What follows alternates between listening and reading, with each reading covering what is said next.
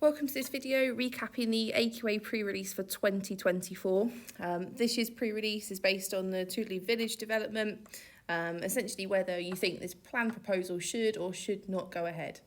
I cannot show you any of the figures from the pre-release booklet due to copyright, so I'd recommend that you put your pre-release booklet in front of you as we go through this video. It may also be helpful to annotate and perhaps use a highlighter to make some notes as we go through some of the figures and some of the big key points that have come up sort of consistently throughout the booklet. In terms of facts and numbers, this exam you're going to sit on 9 AM on the 14th of June. The paper is 1 hour and 30 minutes long. Remember, it comprises also sections on unseen fieldwork and geographical skills. It's worth 76 marks in total. That's a total mark for the paper. But your pre-release booklet, if we come back to that, is 3 figures spread over 6 pages in total. As I mentioned then, it's set into 3 figures. Each figure sort of takes a different stance then on what's going on within the proposal. So figure 1 centres on England's housing challenge. In particular, it gives you sort of an overview of the inequality in housing in the UK. There's a big debate about the use of brownfield and greenfield sites and which one potentially we should focus our development on in the future. And also it talks a lot about urban sprawl towards the end, what the problem is with that. And again, brings it back to, well, where should we be developing? Is there a problem with the number of people potentially within our towns and cities? So the first thing it sets out are these statistics from the National Housing Federation, or NHF, as they refer to them in the booklet. So the big stats, I suppose, and the big takeaway points we should take from this is the fact that approximately 340,000 homes need to be built every single year. That's our sort of current demand, if you like. The government has set a target of building about 300,000 a year, so already we're 40,000 short on that demand. However, we've only managed to build 170,000 in 2022. If you look at the graph beneath it on figure 1, where it says new housing supply, it's like a green bar chart.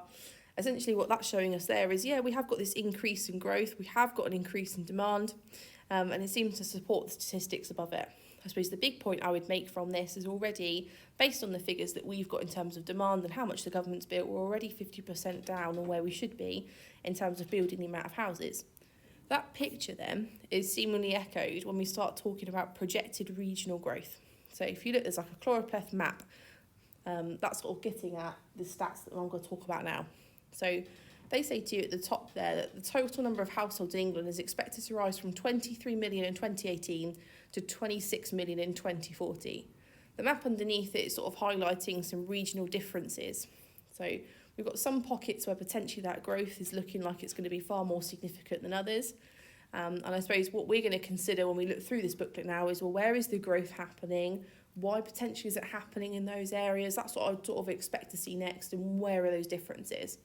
The tables towards the bottom that I'll come back and talk about in a minute, where it says government spending on housing and house prices and household income, sort of draw on some of that data then that they show you in the choropleth map. The bit for me that I think I now start to ponder a little bit more in detail is the consequences.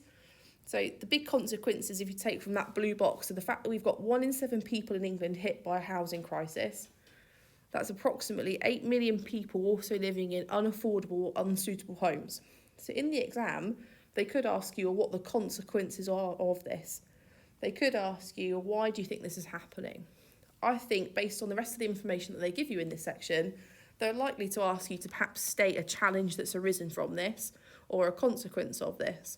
So things like, for example, overcrowding, as it mentions in the figure, homelessness, lack of basic facilities, ill health, children missing out on a good start to life, would be some of the possible answers then that I might suggest if I was posed that question in the exam. Where it says government spending on housing and community amenities, I suppose the only other thing I would suggest to you is, well, where's that spending the highest versus where is it the lowest? Now, is it a surprise, for example, that spending is greatest per head in London at £203 versus lowest potentially at 77 in the southwest? Potentially. However, we would expect potentially the spending to be greater in London as it's our capital city, so more investment there. Looking at those numbers as well, just one thing to point out ahead of the exam, they're relatively simple.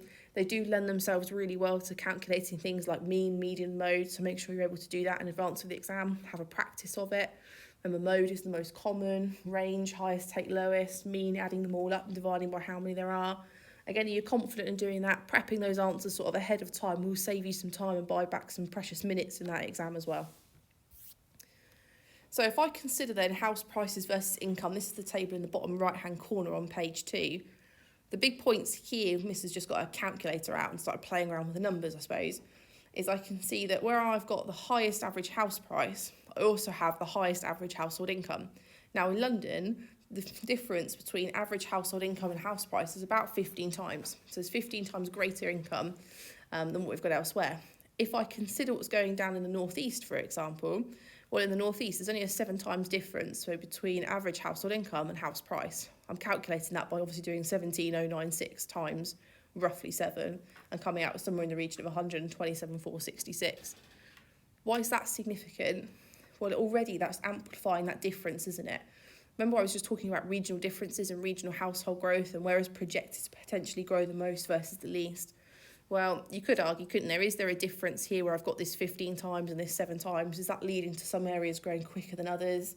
Where we were talking previously about unaffordable, unsuitable homes, well, is that making that difference much greater depending on cost, on level of income? You could argue potentially then that there is a link between the two there. I suppose what they're now going to start to draw from this is whether we need affordable housing. And if you look to page 3 of your pre-release booklet, that's where it basically goes next. So it starts to talk about affordable housing, and there's again another bar graph here. Remember in the exam they like to ask you questions like describe the data. Trend factor normally should be like your immediate thought process. So what's the overall pattern in the graph? Can I quote some data? Is there anything that doesn't quite fit that pattern? When I look at that graph there, affordable housing, I'm thinking, right, there is a slight decline. It's not massive, but there is a slight decline there. 145,000 homes to be built, it mentions as well. So I suppose now what they're sort of leaning more towards is, yep, we've got a housing issue. Yet we can see from all of the information on page 2, figure 1, that we've got some issues. Yes, there is increasing demand for homes. Yes, we need to make them affordable. How do we go about doing that is where the rest of page 3 now sort of starts to take us on. So the next thing it starts to bring up now is this big geographical debate about the use of brownfield or greenfield land. To recap, brownfield land is land that's already been previously developed. Greenfield land obviously does what it says on the tin. It's your new big green spaces. So huge advantages to using brownfield land is the fact that it's already been built, it's already got road connections, it's already connected to things like power, water and electricity. By using those sites, you're massively going to improve the look of an area, so it is some form of regeneration. However, on the flip side of that, you could argue, well, instead of starting from scratch, you've got lots of expensive upgrading to do. If I think about what that looks like in comparison to using greenfield land, well, I would argue that greenfield land is much cheaper than brownfield land because it's not being developed already, so I'm starting afresh. Going to have loads more space should you wish to develop outwards in the future. Hugely attractive to house buyers and businesses. Think about your surroundings. It's not just going to be the home or the business itself that's going to sell it, but the location and where it is. So greenfield land would obviously look very attractive to buyers. Downsides of using this then, you're obviously going to be eating into the green belt. So the green belt is that area of undeveloped land that surrounds the city. Loss of habitats, loss of green space. So actually, environmentally, potentially using greenfield sites isn't necessarily the best thing to do. Now, where do we go from here then? Well, the CPRE, or the Campaign to Protect Rural England, are one major stakeholder in this. So a stakeholder is anybody that holds a view or a particular opinion about something. For example, you're a stakeholder within whichever school or college you're at because you have a view potentially on the uniform. You have a view on the mobile phone policy. Whereas Campaign to Protect Rural England have a view on whether we should or shouldn't develop greenfield and brownfield sites. So they make some big points then. So they're basically saying, well, brownfield land, should we choose to redevelop this instead of using greenfield, could build about 1.3 million homes. So they're basically saying you can solve some of this housing crisis if you go back and redevelop your brownfield sites rather than eating into the green belt. They then give this example of Carrington Moss. And they're basically saying, right, in Carrington Moss, look at what's happening. They've got the potential here to redevelop lots of greenfield sites when actually they could be developing the brownfield. They're not particularly happy about that, I suppose, is the overall view they're making. They then go on and talk about the mayor. And the mayor basically starts saying, right, these places could become really thriving. They could become attractive to live and work with the nature nearby to be enjoyed. So what the mayor basically there is saying is leave the countryside alone because the countryside will attract people to move to these brownfield areas. redevelop the brownfield sites because it's going to look significantly better, and the two then will look really good hand in hand, side by side together, rather than just developing the one or the other. I suppose the other big point to make then would be to talk about urban sprawl, which is the only other thing on page 3 that we haven't touched on yet. Urban sprawl is like the outward growth of your city or your town. So currently we're losing about 4,000 hectares every single year due to urban sprawl. The hectare is like the size of a really big football pitch, so I think like an American football pitch, for example, but 4,000 of those we're losing in terms of land. So the point they're making in the urban sprawl box is they're saying, well, we're losing 4,000 hectares every single year, but you're also suggesting that we could go back and develop all this brownfield land. Even if we develop this brownfield land, we still wouldn't have enough green land, or greenfield sites would be a better way of phrasing that, to develop in order to keep up with current demand. So we're still going to have to use greenfield sites. So I suppose just think about your opinion on where you sit. So they could ask you in the exam to examine possible solutions to the UK's housing crisis.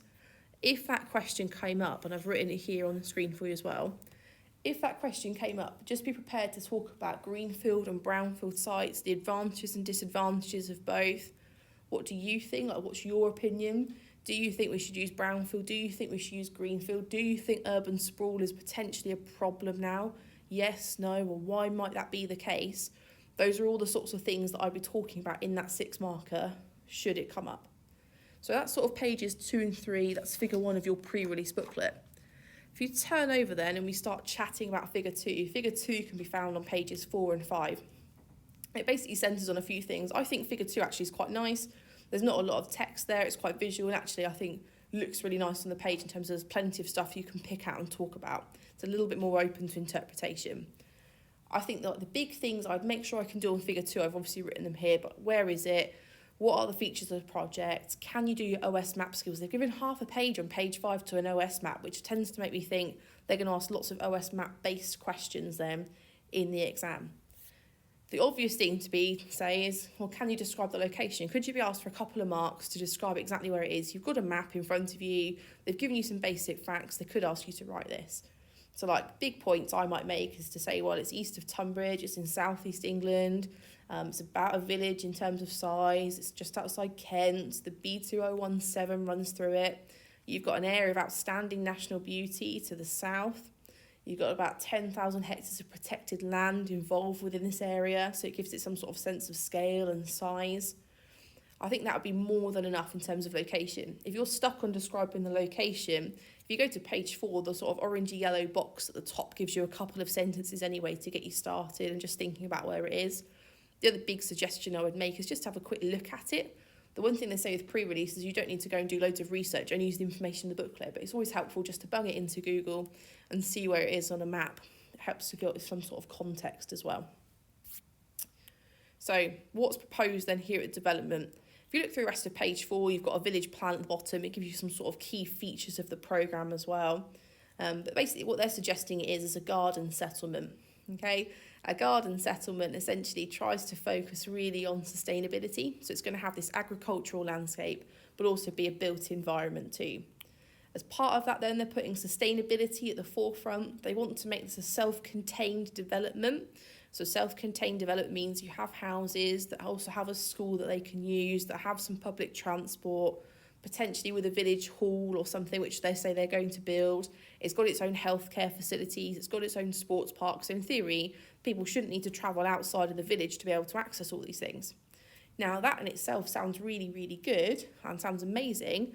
I suppose the only thing I would urge you to consider, if you're going to sell that as a real positive in the exam, is remember they're saying they're building all of this over a period of 30 years. So initially, when they start to put the first few houses up, they won't have all of these facilities. It's not till 30 years down the line, when this is an established community, will it have all of those things. So in the long run, in terms of sustainability and social sustainability, this sounds really good.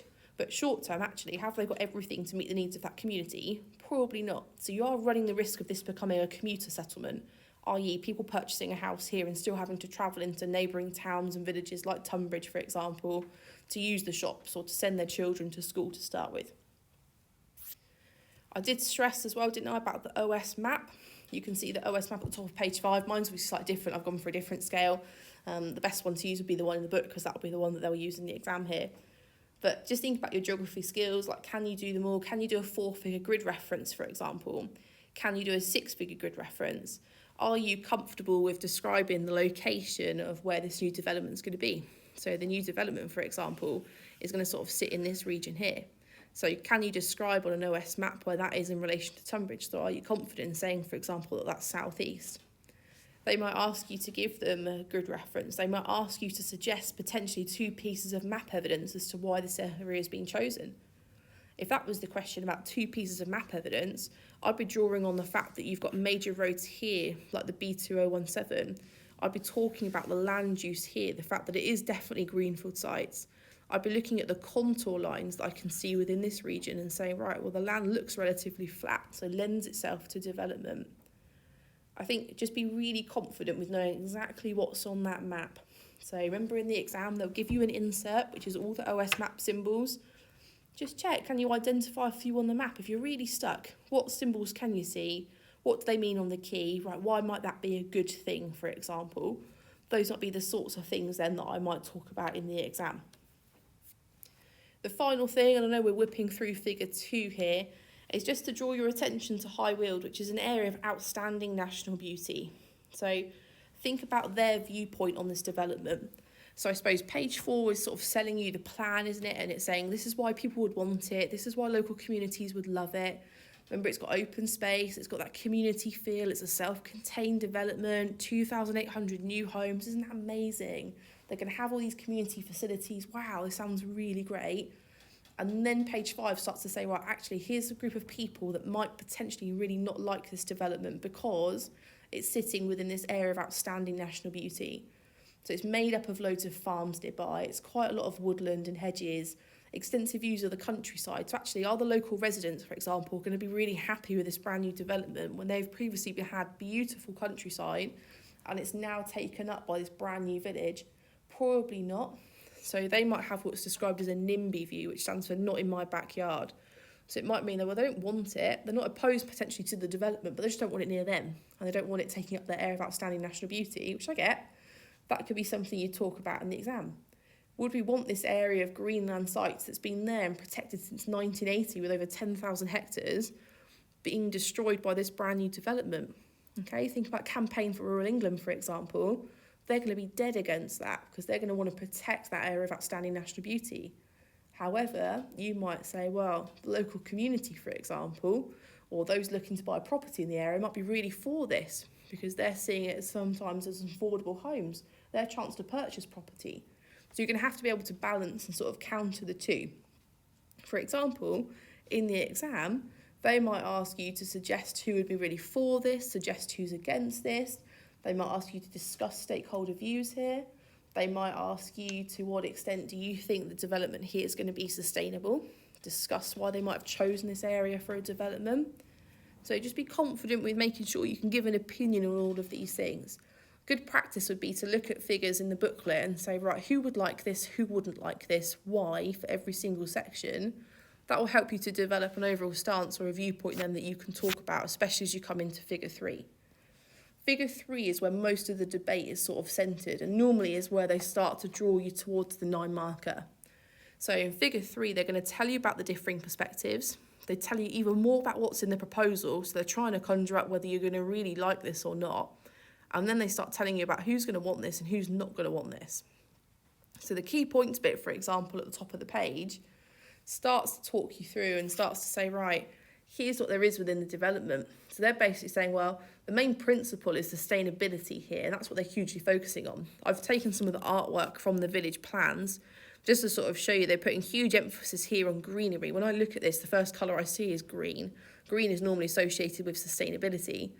But as I look beyond that here, I can see there's lots of public space. There are lots of walkways.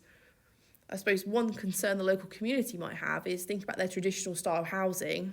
Is the new modern type housing that's shown in this picture here going to blend in with that? But then they show you the village plan that I've shown you previously, and they start to pull out other features. So they start to talk about protecting the ancient woodland. They start to talk about providing a range of housing sizes. Why is that important? Well, hang on a minute, in figure 1, they told me there was a problem with inaccessible and unaffordable housing for families. So they're trying to cater for that market. They're trying to put in a new electricity substation to make it self-contained. Well, that was one big feature they said they wanted of this programme.